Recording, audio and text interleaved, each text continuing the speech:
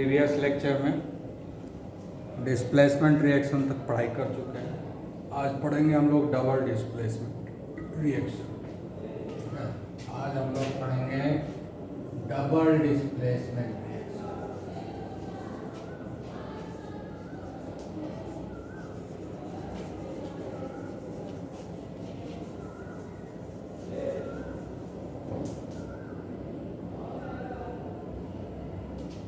ठीक है, हम लोग पढ़ चुके हैं डिस्प्लेसमेंट रिएक्शन।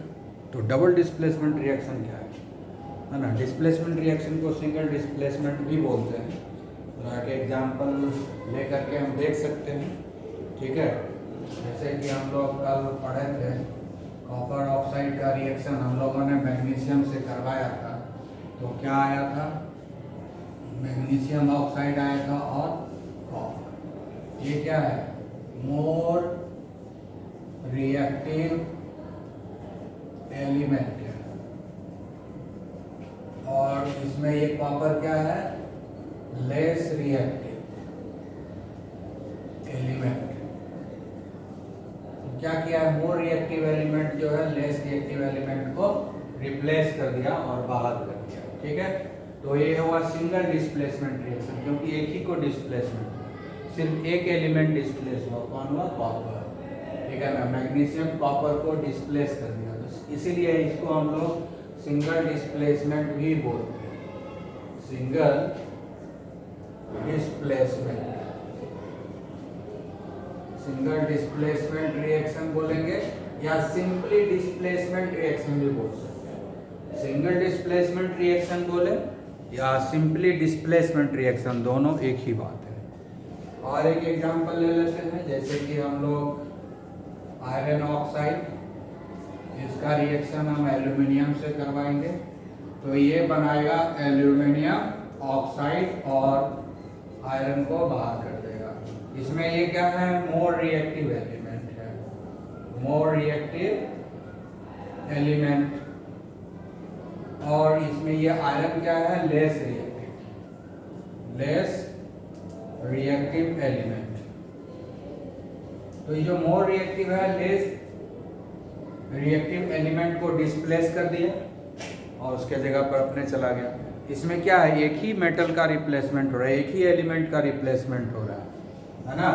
यहाँ पर कॉपर का रिप्लेसमेंट हो रहा है सिर्फ एक ही एलिमेंट का, यहाँ आयरन का हो रहा है रिप्लेसमेंट, सिर्फ एक और एक एलिमेंट का रिप्लेसमेंट हो रहा है, डिस्प्लेसमेंट हो रहा है। इसलिए इसको हम लोग बोलते हैं single displacement reaction.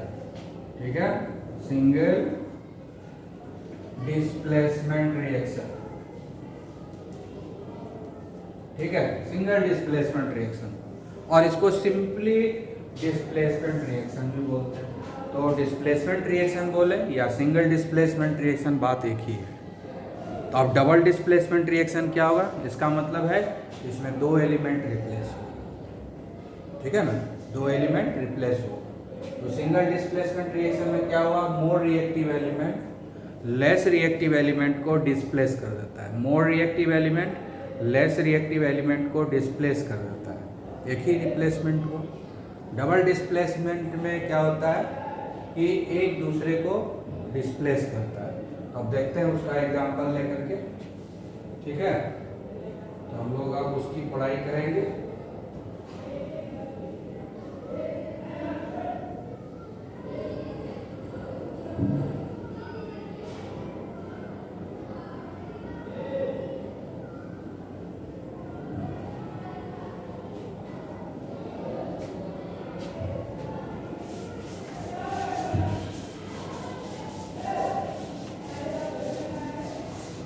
Single displacement में हम लोगों ने देखा कि मोर रिएक्टिव एलिमेंट जो है लेस रिएक्टिव एलिमेंट को डिस्प्लेस कर देता है। इसमें देखेंगे कि दो दो जो है डिस्प्लेसमेंट होगा।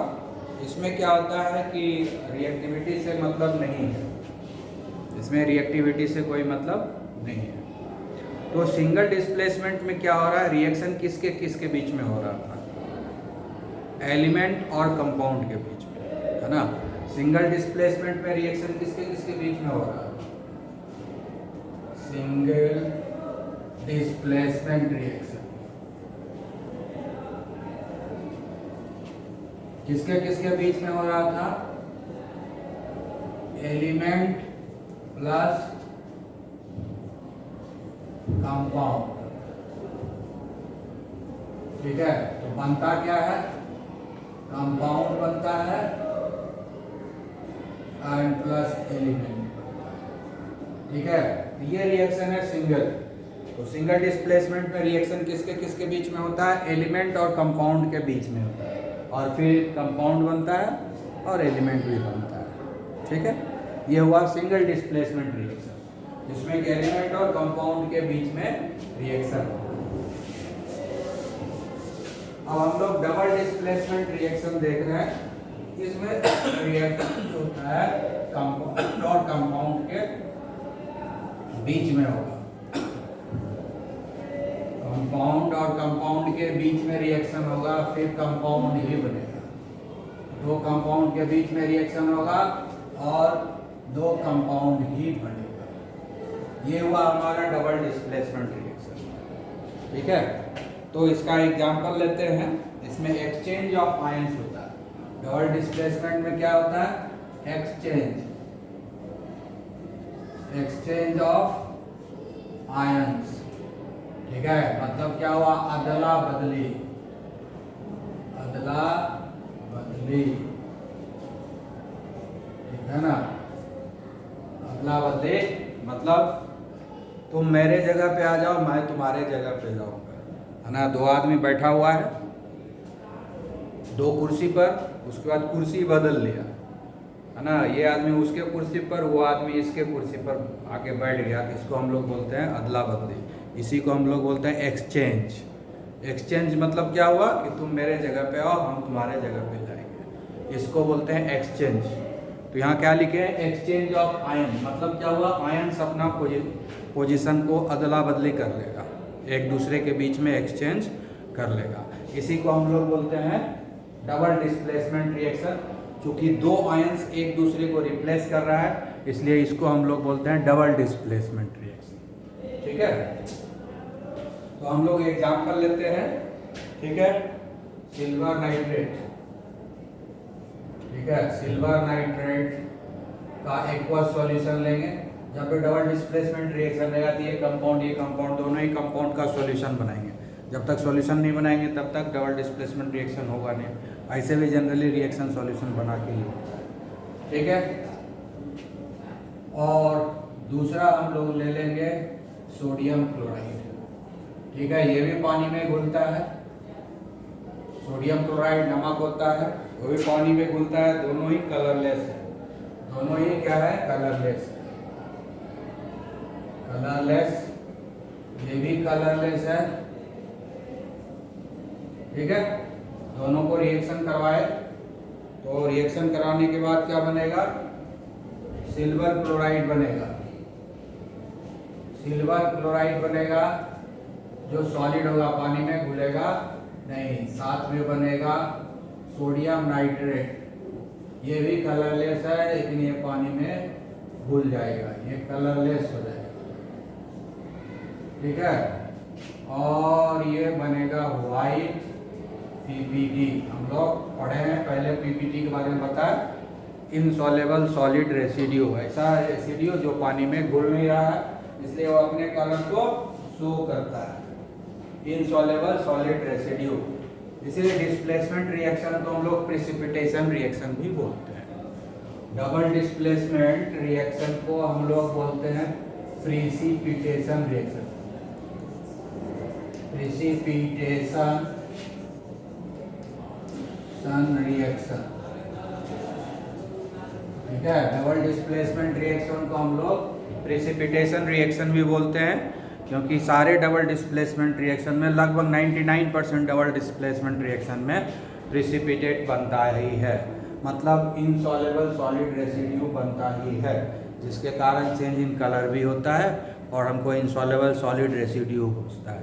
और इनसॉल्युबल सॉलिड रेसिड्यू को ही हम लोग क्या बोलते हैं? प्रेसिपिटेट। और चूंकि इसमें प्रेसिपिटेट बनता है, इसलिए इसको हम प्रेसिपिटेशन रिएक्शन भी बोलते हैं। प्रेसिपिटेशन रिएक्शन भी बोलते हैं। अब डबल डिस्प्लेसमेंट क्यों बोले? अब यहाँ पर ध्यान से देखो, सोडियम आ गया है सिल्वर के जगह पर। और सिल्वर चला गया है सोडियम के जगह। देखो सोडियम कहाँ आ गया, यहाँ से सिल्वर हट गया और इसके जगह पे आ गया सोडियम। तो क्या हो गया, सोडियम नाइट्रेट। देखिए है ना, सोडियम चला गया, सिल्वर को हटा दिया वहां से, ठीक है, तो सोडियम नाइट्रेट बन गया। सिल्वर के जगह पे यहाँ पर सोडियम आ गया, सिल्वर के जगह पर सोडियम आ गया, ठीक है। और ये सिल्वर उठ करके ये जगह खाली हुआ, यहाँ आ गया। तो सिल्वर किसको रिप्लेस कर दिया, सोडियम को। देखो सिल्वर क्लोराइड, पहले क्या था यहाँ सोडियम क्लोराइड, अब क्या हो गया सिल्वर क्लोराइड। तो ये जो सिल्वर है आ गया नया, तो दोनों एक दूसरे को रिप्लेस किया, सोडियम सिल्वर को रिप्लेस किया,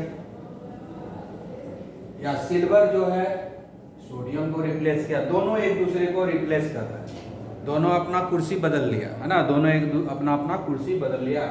इस कुर्सी, ये कुर्सी पर सिल्वर बैठा हुआ है, अब ये जाकर के यहाँ बैठ गया, बन गया सोडियम नाइट्रेट, ठीक है, आई बात समझ में। उसके बाद यहाँ पर सोडियम बैठा हुआ है, इस कुर्सी को खाली किया, ये सिल्वर आ गया यहाँ पर, इसको हटा दिया, तो सोडियम हट गया, क्या बनेगा सिल्वर क्लोराइड, सिल्वर क्लोराइड बन गया। तो इसीलिए इसमें एक्सचेंज ऑफ आयंस हुआ। कोई भी रिएक्शन जो होता है तो पहले वो टूटता है किस चीज में बदलता है, आयंस में बदलता है। सिल्वर जो सिल्वर आयन में कन्वर्ट होता है, सोडियम सोडियम आयन में कन्वर्ट होता है, इसलिए एक्सचेंज ऑफ आयंस हो गया। सोडियम आयन यहाँ पर आ गया, सिल्वर आयन यहाँ चला गया, ठीक है। इसी को हम लोग बोलते हैं एक्सचेंज ऑफ आयंस। इसको हम दूसरे तरीके से भी देख सकते हैं, silver nitrate plus sodium chloride बना सिल्वर क्लोराइड और सोडियम नाइट्रेट, ठीक है। अब दूसरे तरीके से देखो, अब इसको और इसको देखते हैं, है ना। अब ये देखते हैं, ये जो नाइट्रेट है ये यहाँ चला आया, और ये जो क्लोराइड है ना ये यहाँ चला आया। तो अगर क्लोराइड यहाँ आता है तो सिल्वर क्लोराइड बन गया, देखो, और नाइट्रेट यहाँ चला गया तो सोडियम नाइट्रेट बन जाएगा। तो दोनों तरीके से देख सकते हैं, ठीक है। तो एक्सचेंज ऑफ आयंस हो गया, है ना, ये इसके जगह पे आ गया, ये इसके जगह पे आ गया, है ना। पॉजिटिव आयन के साथ पॉजिटिव आयन का एक्सचेंज होगा, नेगेटिव आयन के साथ नेगेटिव आयन। रिएक्शन एक्चुअली होता कैसे है, जैसे ही रिएक्शन में मिलाते हैं तो ये टूट जाता है आयंस के रूप में, Ag प्लस और ये NO3 माइनस के रूप में टूट गया, ठीक है, AgNO3, और सोडियम क्लोराइड टूट गया Na प्लस और Cl माइनस के रूप में, ठीक है ना। अब क्या किया, सिल्वर आयन इसके जगह पे आ गया, सिल्वर आयन इसके जगह पे आ गया, तो एक्सचेंज हो गया, सिल्वर आयन आ गया यहाँ पर, तो हो गया Ag प्लस Cl माइनस हो गया, ठीक है। उसके बाद जो है सोडियम आयन इसके जगह पे आ गया, तो Na प्लस NO3 हो जाएगा, Na प्लस और NO3 माइनस, ठीक है। एक तरीका ये देखने का हो गया। तो यहाँ पर क्या हुआ, एक्सचेंज ऑफ पॉजिटिव आयन देख लिए, Ag प्लस Na प्लस को रिप्लेस किया और Na प्लस Ag प्लस को रिप्लेस किया, यानी कैटायन को कैटायन के साथ एक्सचेंज करके देख लिए, ठीक है ना। कैटायन को कैटायन के साथ एक्सचेंज करके देख लिए। अब एनायन को एनायन के साथ एक्सचेंज करके देखते हैं, जैसे ये Ag प्लस है, NO3 माइनस है, Na प्लस है, Cl माइनस, ठीक है। तो बनेगा क्या, Ag plus Cl minus plus Na plus NO3 minus, ठीक है। अब देखो NO3 आ गया Cl के जगह पर, NO3 आ गया, Cl माइनस को भगा दिया, NaCl है ना, अब NO3 आ जाएगा तो NaNO3 हो गया, और ये Cl माइनस जो आ गया NO3 के पास आ गया, ये AgNO3 है ना, अब ये हो जाएगा Ag प्लस Cl माइनस, क्योंकि यहाँ पर Cl माइनस आ गया। तो यहाँ पर एक्सचेंज ऑफ एनायन दिखा है, इसमें क्या दिखा है, पहला में हम लोग क्या दिखा रहे हैं, exchange of cation, exchange of cation लिखा है। दूसरे तरीके से यहाँ पर जब हम समझे, यहाँ पर क्या दिखा रहे हैं, एक्सचेंज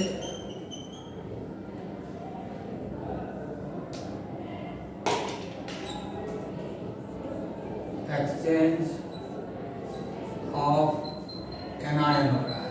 एनायन मतलब नेगेटिव चार्ज वाले पार्टिकल को एक्सचेंज, तो दोनों में दो चीज हो रहा है, यहाँ हो रहा है एक्सचेंज ऑफ केटाइन, यहाँ हो रहा है एक्सचेंज ऑफ एनायन। तो दोनों तरीके से देख सकते हैं, है ना। केटाइन केटाइन के साथ एक्सचेंज कर रहा है, एनायन एनायन के साथ एक्सचेंज कर रहा है। तो इसीलिए हम लोग बोलते हैं कि डबल डिस्प्लेसमेंट रिएक्शन में एक्सचेंज ऑफ आयंस होता है। जहाँ भी एक्सचेंज ऑफ आयंस होगा, अदला बदली होगा, उसको हम लोग डबल डिस्प्लेसमेंट रिएक्शन बोलते हैं। और जब इस तरह का एक्सचेंज ऑफ आयंस होता है, ठीक है, एक्सचेंज ऑफ आयंस होता है, तो कोई न कोई इनसॉल्युबल सॉलिड सब्सटेंस बनता है, इसीलिए इसको हम लोग बोलते हैं प्रिसिपिटेशन रिएक्शन, है ना। इनसॉल्युबल सॉलिड सब्सटेंस यहाँ बना। तो I think double displacement reaction आपको समझ में आ गया होगा। और भी हम लोग एग्जांपल लेते हैं तो और भी क्लेरिफिकेशन हो जाएगा, ठीक है।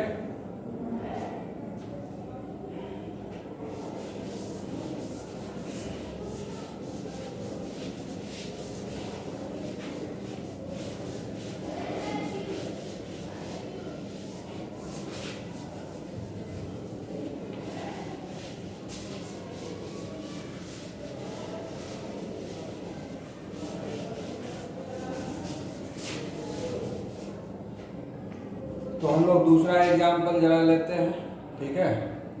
दूसरा एग्जाम्पल हम लोग लेते हैं बेरियम क्लोराइड, ठीक है। ये पानी में घुल जाता है, सॉल्यूशन बनाएंगे और ये कलरलेस होता है। इसका नाम है बेरियम क्लोराइड। इसका नाम क्या है? बेरियम क्लोराइड, ठीक है। बेरियम क्लोराइड हुआ, इसका रिएक्शन हम सोडियम सल्फेट से कराते हैं। ये भी पानी में घुलता है,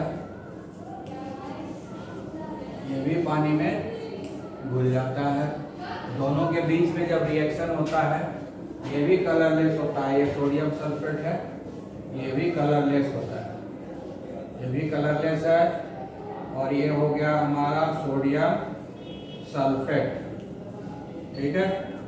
तो ये जो सोडियम सल्फेट है, ये दोनों के बीच में रिएक्शन होगा तो बनेगा बेरियम सल्फेट, ठीक है। ये पानी में घुलता नहीं है और इसीलिए ये वाइट पीपीटी देता है। वाइट पीपीटी मतलब प्रिसिपिटेट, है ना, पानी में नहीं घुला। तो और साथ में बनेगा NaCl, ठीक है। इसको बैलेंस करना पड़ेगा क्योंकि दोनों का तरफ नंबर जो है अलग अलग है। BaSO4, ठीक है। 2 क्लोरीन है और 2 सोडियम है, इसलिए यहाँ 2 दे देंगे तो 2 सोडियम और 2 क्लोरीन हो जाएगा, बैलेंस हो गया, ठीक है। ये है बेरियम सल्फेट। ये क्या है? इसका कलर क्या होता है?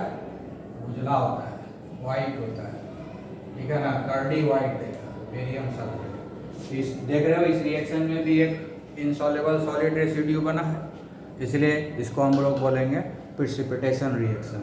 और एक्सचेंज ऑफ आयंस हुआ है। सोडियम देखो कहाँ आया, सोडियम आ गया बेरियम के पास और बेरियम चला गया सोडियम के पास, है ना। सोडियम आया बेरियम के जगह पर और बेरियम चला गया सोडियम पर, ठीक है। तो एक्सचेंज ऑफ आयंस हुआ कि नहीं? सोडियम का एक्सचेंज बेरियम के साथ, बेरियम का एक्सचेंज सोडियम के साथ हो गया। दोनों अपना अपना जगह बदल लिया। बेरियम के पास सोडियम आ गया तो सोडियम क्लोराइड हो गया, बन गया सोडियम क्लोराइड। सोडियम के जगह बेरियम आ गया तो हो गया बेरियम सल्फेट हो जाएगा। देखो बेरियम सल्फेट बन गया। एक्सचेंज ऑफ आयंस हो गया कि नहीं? एक्सचेंज ऑफ कैटायन हो गया, एक्सचेंज ऑफ कैटायन हो गया। अब दूसरे तरीके से भी देख सकते हैं, है ना, दूसरे तरीके से भी देख सकते हैं। जैसे कि हम लोग बोलेंगे, उसको मिटा देते हैं तब ज़्यादा अच्छा से रहेगा।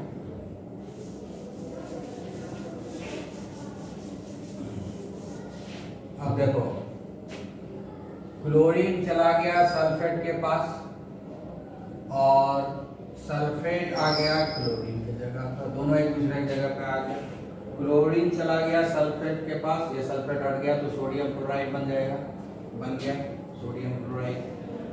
अब ये सल्फेट जो है चला आया क्लोरीन की जगह पर, ये होगा बेरियम सल्फेट, देखो बेरियम सल्फेट हो गया।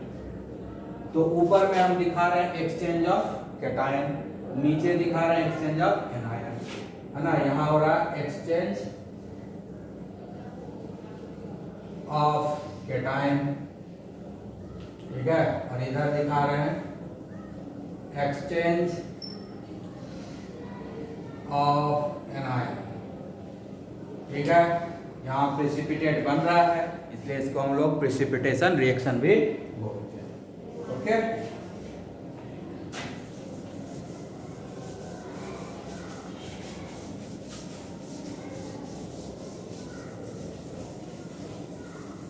और भी एग्जाम्पल लेते हैं, ठीक है। इस बार लेते हैं हम लोग बेरियम क्लोराइड और कॉपर सल्फेट में लेते हैं। ये एक्वा सॉल्यूशन है, इसका कलर क्या होगा, ब्लू होगा, ठीक है। ये तो कलरलेस होता है, पहले लिख चुके हैं इसलिए इस बार नहीं लिखेंगे, ठीक है। आई बात समझ में। अब इस दोनों में रिएक्शन होगा, अब इस दोनों में जब रिएक्शन होगा तो क्या बनेगा, बेरियम सल्फेट बन जाएगा, ये सॉलिड बनेगा, वाइट पीपीटी बनेगा और साथ में बन जाएगा CuCl2, ये पानी में घुल जाएगा, ठीक है। और कॉपर क्लोराइड जो होता है वो कलरलेस होता है, ठीक है। तो नया कंपाउंड बनेगा, कॉपर क्लोराइड है CuCl2, ठीक है, कलरलेस होगा। तो व्हाइट पीपीटी हमको दिखेगा कि नहीं, ब्लू से व्हाइट हो जाएगा, ठीक है। ये व्हाइट पीपीटी बना इसलिए इसको हम लोग बोलते हैं प्रेसिपिटेशन रिएक्शन। अब देखो एक्सचेंज हो रहा है, एक्सचेंज ऑफ कैटायन, कॉपर आ गया बेरियम के पास और बेरियम आ गया कॉपर के जगह पर, कॉपर आ गया बेरियम के जगह और बेरियम आ गया कॉपर के जगह पर, ठीक है। तो एक्सचेंज ऑफ कैटायन हो गया, ये कैटायन का एक्सचेंज हो रहा है, ठीक है। अब देखो ये सल्फेट है, सल्फेट आ गया क्लोराइड के जगह पर और क्लोराइड चला गया सल्फेट के जगह पर, तो एक्सचेंज हुआ कि नहीं, इधर एक्सचेंज ऑफ एनायन हो गया, ठीक है, इधर एक्सचेंज ऑफ एनायन हो गया। इसका एक्सचेंज हुआ, exchange of anion cation, and here it is a exchange of anion, ठीक है। तो देखो जगह बदल लिया अपना, उधर से उधर, इसीलिए ये हो गया डबल डिस्प्लेसमेंट रिएक्शन, ठीक है। बेरियम आ गया, बेरियम आ गया किसके जगह पर, कॉपर के जगह पर, ठीक है। कॉपर किसके जगह पे आ गया, कॉपर बेरियम के जगह पे चला गया, एक्सचेंज कर लिया कि नहीं। उसी तरह दूसरे तरीके से सोचते हैं, यहाँ है बेरियम क्लोराइड, तो क्लोराइड के जगह पे सल्फेट आ गया, ठीक है, और सल्फेट के जगह पे क्लोराइड आ गया, कॉपर क्लोराइड, तो एक्सचेंज ऑफ आयंस यहाँ भी हो गया। ये भी डबल डिस्प्लेसमेंट रिएक्शन है, ठीक है। और प्रेसिपिटेशन रिएक्शन भी है क्योंकि इसमें प्रेसिपिटेट बनता है, ठीक है। अब हम लोग आगे देखते हैं और भी एग्जाम्पल लेते हैं, क्लैरिफिकेशन और अच्छे से हो जाएगा, ठीक है। इस बार हम लोग लेते हैं कॉपर सल्फेट, ठीक है, कॉपर सल्फेट, ये एक्वस है, सॉल्यूशन होगा और उसमें हाइड्रोजन सल्फाइड गैस को हम पास करेंगे, यहाँ भी होगा एक्सचेंज, ठीक है। तो यहाँ पर क्या बनेगा, ये तो ब्लू कलर का सॉल्यूशन रहेगा ये, और हाइड्रोजन सल्फाइड गैस है, ये कलरलेस रहता है, हाइड्रोजन सल्फाइड गैस कलरलेस रहता है, इसका गंध बहुत ही खराब होता है, स्मेल लाइक रॉटन एग, रॉटन एग। इस गैस का जो दुर्गंध होता है वो सड़े हुए अंडे जैसे होते हैं। हाइड्रोजन सल्फाइड गैस का दुर्गंध कैसा होता है? सड़े हुए अंडे के जैसे होते हैं। ठीक है, स्मेल लाइक रॉटन एग। अब यहाँ भी एक्सचेंज ऑफ आयंस होगा, एक्सचेंज ऑफ आयंस होगा तो नया चीज बनेगा। ठीक है, तो बन जाएगा अब कॉपर सल्फाइड बनेगा, CuS। इसको हम लोग बोलते हैं कॉपर सल्फाइड, सल्फाइड। ये सॉलिड बनेगा ब्लैक PPT। ये क्या आएगा? ब्लैक PPT आएगा, ब्लैक कलर का PPT आएगा, काला काला कॉपर सल्फाइड। ठीक है, तो कॉपर जो है हाइड्रोजन को रिप्लेस कर दिया।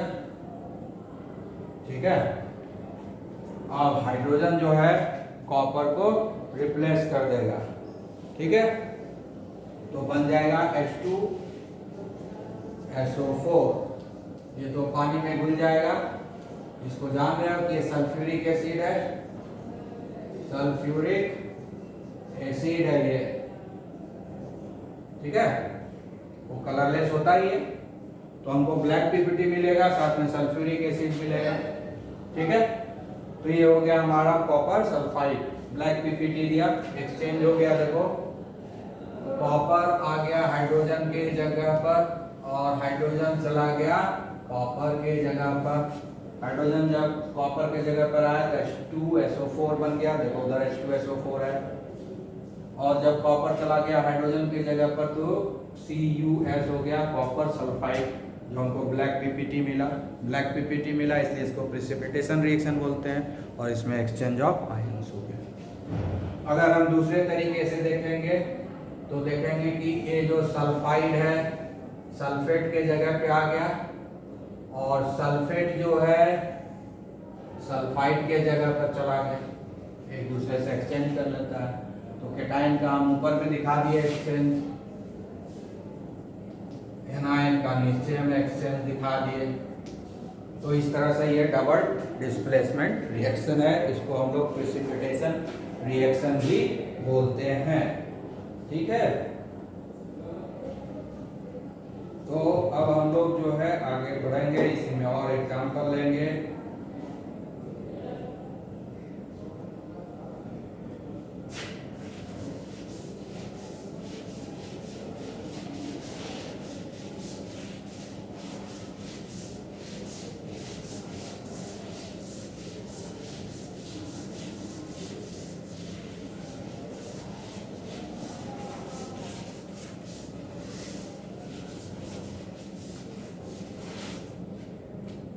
और एग्जाम्पल लेते हैं। अब जैसे हम एल्यूमिनियम क्लोराइड ले लेते हैं, AlCl3 aluminium chloride water soluble है। इसका रिएक्शन करवाएंगे अमोनियम हाइड्रोक्साइड के साथ। इसका रिएक्शन हम क्या करवाएंगे? अमोनियम हाइड्रोक्साइड के साथ। ठीक है, तो जब इसके साथ हम रिएक्शन करवाएंगे, ठीक है, दोनों कलरलेस है, दोनों ही कलरलेस है। ये भी पानी में घुलेगा, दो कंपाउंड के बीच में रिएक्शन हो रहा है, तो अब बनेगा AlOH3। ये बनेगा व्हाइट PPT। ये है व्हाइट PPT, यानी व्हाइट कलर का सॉलिड सब्सटेंस बनेगा। और साथ में बन जाएगा NH4Cl। NH4Cl ये भी पानी में घुल जाएगा, ये कलरलेस होगा, कलरलेस। ये हो गया अमोनियम क्लोराइड, अमोनियम क्लोराइड। ठीक है, ये हुआ aluminium hydroxide, aluminium, aluminium hydroxide. ठीक है, एल्यूमिनियम हाइड्रोक्साइड। और ये हुआ अमोनियम हाइड्रोक्साइड, अमोनियम हाइड्रोक्साइड। ठीक है ना, OH से हाइड्रोक्साइड होता है। और ये हुआ एल्यूमिनियम क्लोराइड, एल्यूमिनियम क्लोराइड, ठीक है, ये कलरलेस है, ये भी कलरलेस है, ठीक है। तो यहां देख क्या हो रहा है कि प्रेसिपिटेट बन रहा है, इसीलिए इसको हम प्रेसिपिटेशन रिएक्शन बोलेंगे, क्योंकि यहाँ भी प्रेसिपिटेशन बना, यहाँ हम सॉलिड रेसिड्यू मिला। अब देखते हैं डबल डिस्प्लेसमेंट रिएक्शन है कि नहीं। तो देखते हैं अमोनियम आयन आ गया है एल्यूमिनियम के जगह पर और एल्यूमिनियम चला गया है एमोनियम के जगह पर। एल्यूमिनियम के जगह पर आ गया अमोनियम, इसलिए बन गया NH4Cl, और NH4 के जगह पे आ गया एल्यूमिनियम, तो एल्यूमिनियम हाइड्रोक्साइड बना, यहाँ बन गया, ठीक है। दोनों तरीके से देख सकते हैं। अब जैसे हाइड्रोक्साइड आयन आ गया क्लोराइड आयन के पास, और क्लोराइड आयन चला गया हाइड्रोक्साइड आयन की जगह पे, दोनों एक दूसरे की जगह पे चला गया। इधर कैटायन का एक्सचेंज हम दिखा दिए और इधर एनायन का एक्सचेंज हम दिखा दिए, ठीक है। अब इसको थोड़ा बैलेंस भी कर लेते हैं। एक्सचेंज ऑफ आयंस हुआ इसलिए डबल डिस्प्लेसमेंट रिएक्शन है। Exchange of ion takes place, that's why it is a double displacement reaction. अब देखो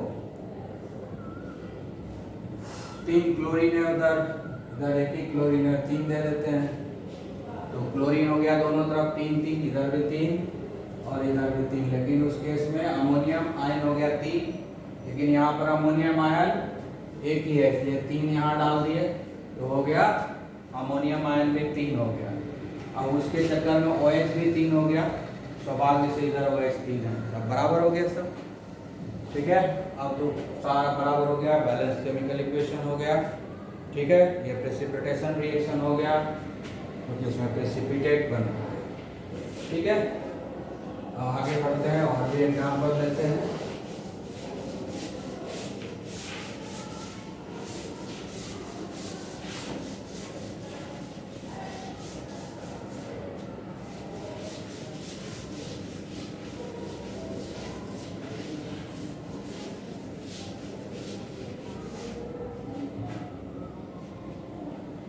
अब एग्जाम्पल लेते हैं लीड नाइट्रेट का, ठीक है। अब एग्जाम्पल हम लोग लेते हैं लीड नाइट्रेट और पोटेशियम आयोडाइड का रिएक्शन करवाएंगे। PbNO3(2), ठीक है। ये तो वाटर में घुल गया, इसका रिएक्शन हम पोटेशियम आयोडाइड से करवाएंगे। ये भी पानी में घुल गया, इसलिए ये भी एक्वस हो गया। अब बन जाएगा lead iodide PbI2, lead iodide बनेगा, ये प्रेसिपिटेट है, सॉलिड बनेगा।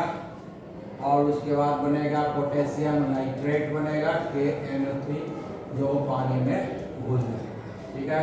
ये सारा चीज बन गया। तो ये क्या है, लीड नाइट्रेट, ये क्या है, लीड नाइट्रेट, ठीक है।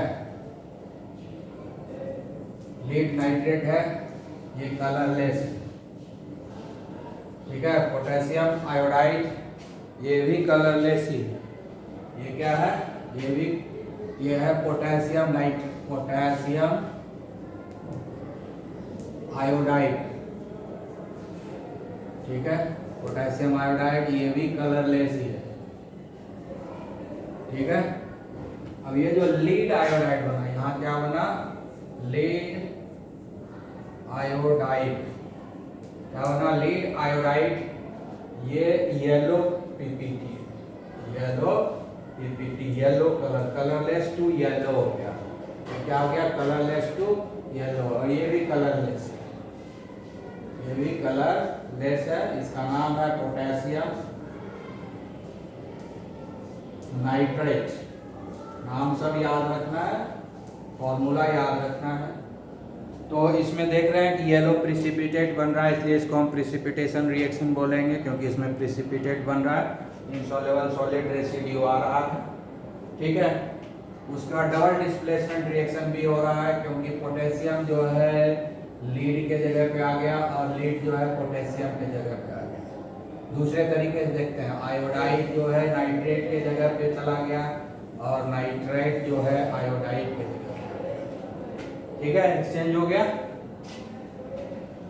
पीबी कहाँ आ गया है, के जगह पे पीबी आ गया, पोटेशियम के जगह पे इसलिए लीड आयोडाइड बन गया, और पोटेशियम चला गया लीड के जगह पे KNO3 बन गया। ठीक है, दूसरे तरीके से आयोडाइड चला गया लीड के पास, आयोडाइड चला आया लीड के पास, और लीड का नाइट्रेट निकल करके पोटेशियम के पास, इससे हम लोग कैटायन और एनायन दोनों आ गए।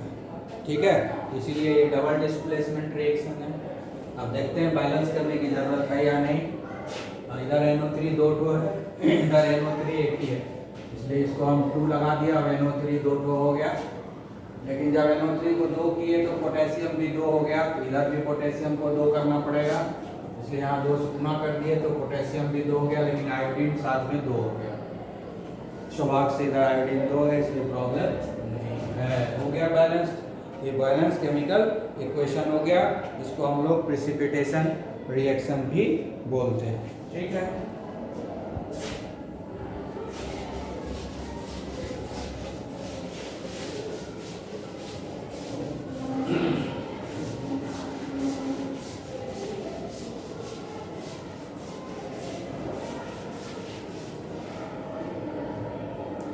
एक और एग्जांपल लेते हैं। ठीक है, सोडियम हाइड्रोक्साइड और HCl है ना, ये भी एक्वस है, पानी में घुलता है, ये भी पानी में घुलता है, दोनों ही एक्वस है। दोनों में जब रिएक्शन होगा तो बन जाएगा NaCl, और दूसरे तरफ बन जाएगा H2O।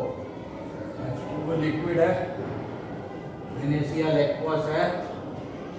अब इस केस को, इस एग्जाम्पल को इसलिए ली क्योंकि अभी तक हम बताते आ रहे थे कि डबल डिस्प्लेसमेंट रिएक्शन में प्रेसिपिटेशन होता ही है, लेकिन शुरुआत में ही बताए थे कि 99% केस में प्रेसिपिटेशन होता है। तो 1% केस तो बचा हुआ है जिसमें प्रेसिपिटेशन नहीं होगा। उसी 1% रिएक्शन में से एक एग्जाम्पल हमने दे दिया तुमको। ठीक है, अभी तो डबल डिस्प्लेसमेंट रिएक्शन हो रहा है, लेकिन प्रेसिपिटेशन कहीं नहीं हो रहा, इनसॉल्युबल रेसिड्यू नहीं हो रहा, क्योंकि जो प्रोडक्ट बना वो भी एक्वस है, नहीं पानी में घुल गया, ये तो पानी है ही। तो ये जो है सोडियम हाइड्रोक्साइड है, ये कलरलेस होता है सोडियम हाइड्रोक्साइड, और ये है हाइड्रोक्लोरिक एसिड, हाइड्रोक्लोरिक एसिड दोनों ही कलरलेस होता है। और ये हो गया हमारा सोडियम क्लोराइड, सोडियम क्लोराइड। ठीक है, और इधर बन गया वाटर। तो इस पूरे रिएक्शन में देखो कहीं भी प्रेसिपिटेट नहीं बन रहा, इस पूरे में देखेंगे कहीं भी प्रेसिपिटेट नहीं बन रहा, इसलिए इसको हम प्रेसिपिटेशन रिएक्शन नहीं कर सकते हैं। जनरली हम लोग बोलते हैं डबल डिस्प्लेसमेंट रिएक्शन को प्रेसिपिटेशन रिएक्शन, क्योंकि 99% केस में प्रेसिपिटेट बनता है डबल डिस्प्लेसमेंट में। लेकिन कुछ डबल डिस्प्लेसमेंट रिएक्शन है जहाँ की प्रेसिपिटेट नहीं बनता है, तो वो डबल डिस्प्लेसमेंट रिएक्शन तो है, लेकिन प्रेसिपिटेशन रिएक्शन वो नहीं है। जैसा कि इस एग्जाम्पल में देख रहे हैं, ये प्रेसिपिटेशन रिएक्शन नहीं है, ये डबल डिस्प्लेसमेंट रिएक्शन जरूर है, लेकिन ये प्रेसिपिटेशन रिएक्शन नहीं है, क्योंकि इसमें प्रेसिपिटेट बनता ही नहीं है, इसमें प्रेसिपिटेट बनता ही नहीं है। एक्सचेंज ऑफ आयंस हो रहा है, हाइड्रोजन जो है सोडियम के जगह पे आ गया, और सोडियम जो है हाइड्रोजन के जगह पे आ गया, या हम क्लोराइड को बोले OH के जगह पे आ गया, और OH जो है क्लोराइड के जगह पे आ गया। ठीक है ना, वाटर को कैसे लिखते हैं, वाटर को हम HOH कल ही बताए थे ना, वाटर को हम लोग कैसे लिखते हैं, HOH लिखते हैं। ठीक है, तो देख लो H और OH का HCl है, Cl चला गया OH के जगह पर, OH के जगह पर Cl चला गया, और OH चला गया Cl के जगह पर, तो HOH हो गया, तो वाटर एक्सचेंज हो गया। अब H चला आया है Na के जगह पे, NaOH है ना, ये HOH है, तो Na के जगह पर H आ गया। ठीक है, और Na चला आया H के जगह पर, H के जगह पर Na आया तो NaCl बना। तो ये डबल डिस्प्लेसमेंट रिएक्शन जरूर है, लेकिन प्रिसिपिटेशन रिएक्शन नहीं है। ठीक है, तो ये समझने की बात है। आई थिंक समझ गए होंगे। ठीक है, अब आगे हम लोग दूसरे दिन पढ़ेंगे। Okay, have a nice day.